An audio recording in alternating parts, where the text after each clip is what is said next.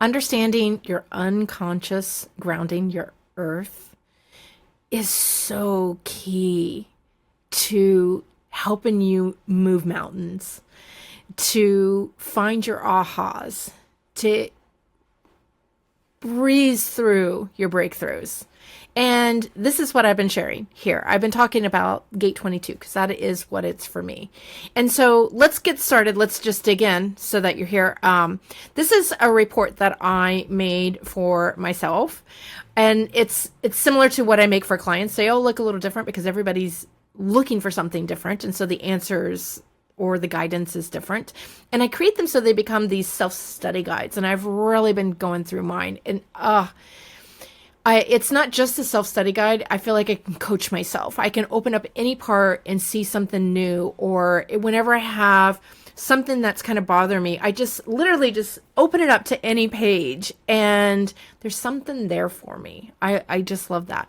And so let me see if I can, will I be able to click this way? No. Okay. So let me go through. There's quite a few things in here. This will be a little bit easier, faster. I want to show you where you can find your unconscious right here. This one. So when you get your body graph, and there's normally like your body graph, and then you have the numbers on each side.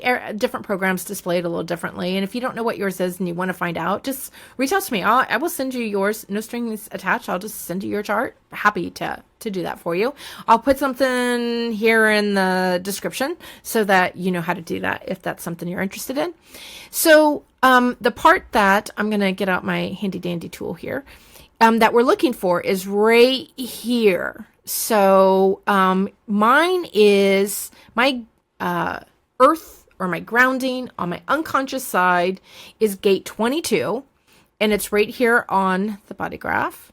And it's not only gate 22, but it's in my emotional solar plexus, which I am a 6-2 generator with emotional authority. Super important, this one, because not only is it how I unconsciously ground myself, meaning I'm not fully aware of it until I make a point to be aware of it.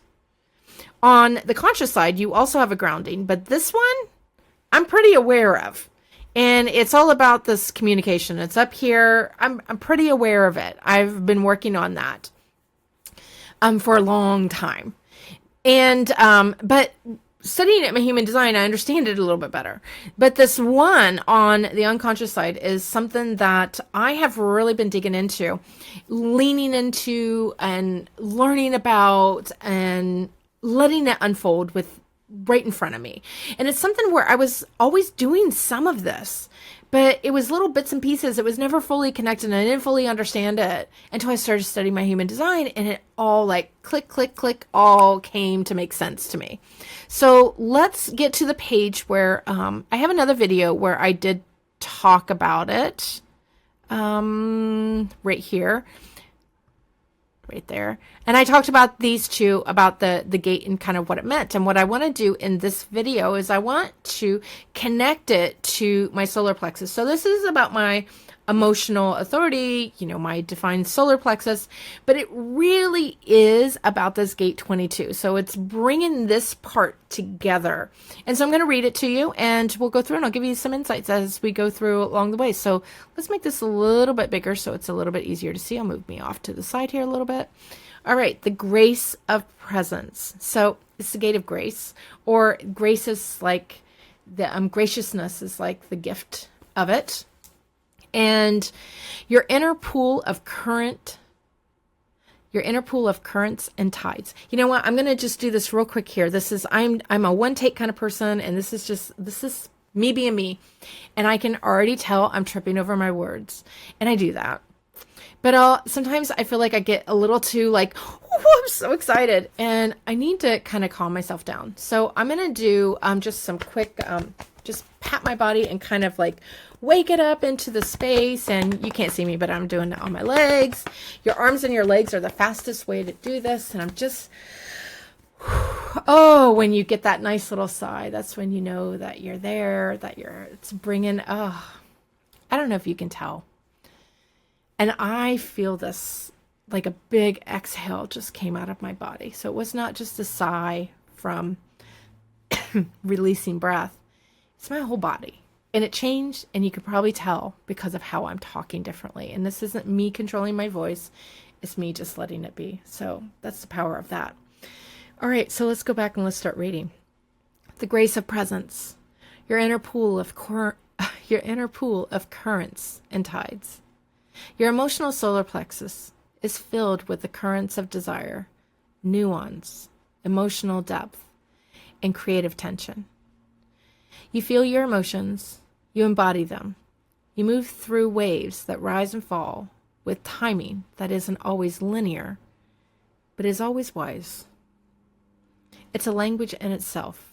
If you have emotional authority, this is the one thing to really lean into, because your waves are so important for how you get to your yes and no, how you make choices that you don't later regret, that you feel all in, even if they don't make sense in a logical way to others on the outside, but you feel it, you resonate with it. So I highly recommend it. It is like a language unto itself. And for each person, they're going to experience their emotional wave in their way. Your way of sensing the truth in the room before anyone has spoken. It's how your body says, not now, wait, till the moment will come. And this is the gate. This is where gate 22, the gate of openness, lives and breathes inside you. A defined gate that whispers through your awareness. I have so much to say, but I won't unless it's time. Oh, timing is something that comes up in my chart a lot in different ways. And for some people, I guess everybody has timing somewhere in their chart and their body graph, but I have it in multiple areas of mine, and I feel it, and I have lived in that shadow of time scarcity and urgency, and how do I reclaim more time, and this obsession with time has controlled a lot of my life. And it was something that I decided to really hone in on. I guess it was probably the around January or February 2022. I did these little experiments and studies on myself and how many times a day that I thought about time. Just to kind of brighten my awareness. And it's been something that I really have been obsessed with on how to do it. And I ended up coming up with this process where in 1 month, I had this task that every quarter I'd have to do. And so I would always have to time it out. And I had records of it for like a couple years. And I was working on this technique, and I ended up reclaiming 40 hours that month of what I normally would have spent on work, and it blew my freaking mind away. And, I became obsessed with how do I get more time? But, then coming to study my human design, I started thinking about things differently, and not letting time control me, and tuning into my emotional solar plexus. My emotional authority was a big chunk of that. So, and this is where gate 22, the gate of openness, lives and breathes inside you. A defined gate that whispers through your awareness. I have so much to say, but I won't unless it's time. In line 2, this becomes even more subtle, more personal. You don't perform emotional expression. You radiate it without effort when the mood aligns, when the environment supports your openness. This is the line of the natural. You are charm when your inner grace says, yes, now. So my gate 22 has a line 2 quality to it. I'm a 6/2 generator with emotional authority. And so all of these things come together right here in this emotional solar plexus. It relates to my 6/2 profile, where I become a guide, but I also need to hermit. And it relates to my generator, because my emotional authority is how I get to my generator, my sacral, yes, no. got to ride the wave. And all of this feeds into my gate 22, which is right here in my emotional solar plexus. And that's how I ground myself. And it's unconscious grounding, which is some of the most powerful grounding because you're not always aware of it. And so when you do it, it's like whew, a release of knowingness, energy. It's the best way I can explain it. An almost forgotten language, yet you have been translating it your whole life so that others may feel it too. This is also where the defined solar plexus teaches you to trust, because when the world says, speak up, but your wave says, pause, you're not hesitating. You're honoring something deeper, something sacred. When you follow your emotional authority and trust the mood, the words, the art, the magic, it's not just impactful, it's magnetic. Your purpose is tuning into the spiritual texture of timing. You know, oftentimes we all have this conditioning that, you know, the energy's flowing right now, you got to act on it, you know. Don't wait. The longer you wait, you know, the less likely you are to do it. All those things, they start to condition us. And I feel that. I felt like I was living in that. And this has been like kind of a returning home. Like, some people will say that like a remembering or a returning to something. And I feel like it's finally like saying, oh, this is what's been in me all this time. So I'm going to continue on the next page here, because how did the center and the gate dance together? Your defined solar plexus ensures that openness isn't a fleeting moment. It's a consistent resource you carry. You don't need to chase the right moment because it finds you. And that is a generator. Wait to respond right there. And when some people in my life, the individual emotional wave of a gate 2212 activates, and you're gifted with moods that hold enormous creative potential. And like the sea, when you allow your melancholy, your solitude, your slow unfolding, you find beauty waiting underneath. 22 is also auditory, linked to the left ear, meaning you're not just aware of what you feel, but what you hear or don't. You pick up when someone's not really listening, and you instinctively know when your words will fall flat or land like seeds in ready soil.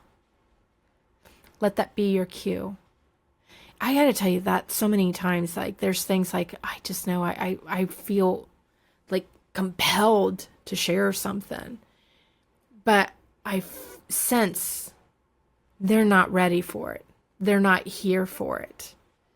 And so unless they've said, hey, I want you to coach me on this, and I want you to help me through this and help me to see.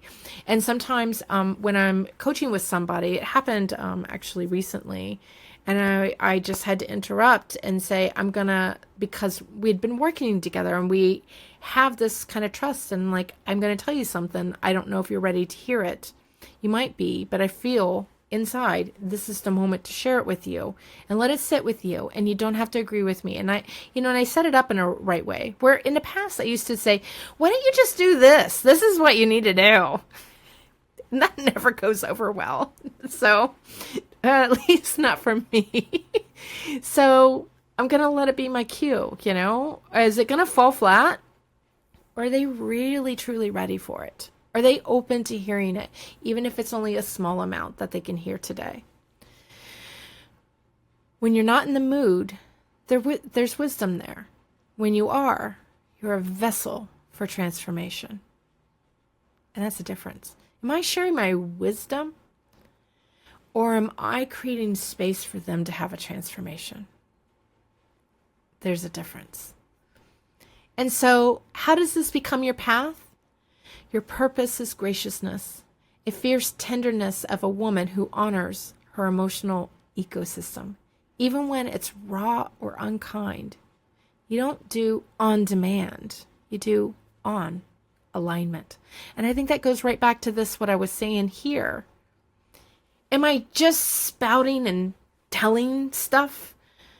Or am I like an alchemist creating the area? Oh my gosh, I have so many like chills, like, whoo, it feels so good. Is it the magic? And here, I'm going to offer you these twinkles. And maybe you'll receive some of them, maybe you won't receive all of them, but maybe they'll come to you one at a time as you're open. And it's up to me to judge how that offers, because it's not just that I'm some magical being and I can help you transform. I'm going to deliver it differently. My energy, how I'm going to show up is differently. Less like daggers, coming at you, like, let me shoot some stuff at you. It's more of like, I'm going to let it slowly rise. And you might be able to consume the parts that you can consume, but you don't have to consume all of it. Just take, if there's anything here at all. I can tell you how many times, like, this is not just when casual conversation versus coaching somebody. I have it often when I'm on LinkedIn, because I'm on LinkedIn almost every day, when I write a comment. There's times where I write out something and I was like, ooh, no, this is not the right time. And I don't know, there's nothing wrong with my words. It's just not the right time. Because I might type the exact same thing on a different time and yep, this is it. This is the time that I put it here. And trusting that inner part is really the difference. And so I do on alignment, not on demand. And that grounds you in a spiritual way that is deeply stabilizing. When others chase external validation, your purpose reminds you true impact flows from your internal clarity. And your clarity comes in waves. When you trust that, your presence alone becomes the transmission. I will tell you a lot of times when I hold back, I know it's because I'm in some kind of wave. There's something here. And so I won't send a clear signal in what I'm trying to say. And it normally, you can tell because I get a response back that's kind of like, and that is my technical term for it. And so I've seen this play out many times. And it's interesting now that I've been doing this more and more, like leaning into myself. It's not playing out that way anymore. So anyway, I just wanted to share that. This is what I've got going on with my gate 22 that's in my unconscious sun, my ground, or my unconscious earth, my grounding. I highly recommend, if you're going to go and look at one thing in your chart, this is the thing to look up. And if you're not sure where to start, you know what? I got a video here. I'll link it. That has all the resources. Well, not all. It has some of my favorite resources. I have so much more. Or, reach out to me and ask me. I will tell you what your unconscious grounding is, and I'll give you a little blurb. Just send me an email. I'm going to put that here in the description. Seriously, send me a little email, and I will be happy to send that to you.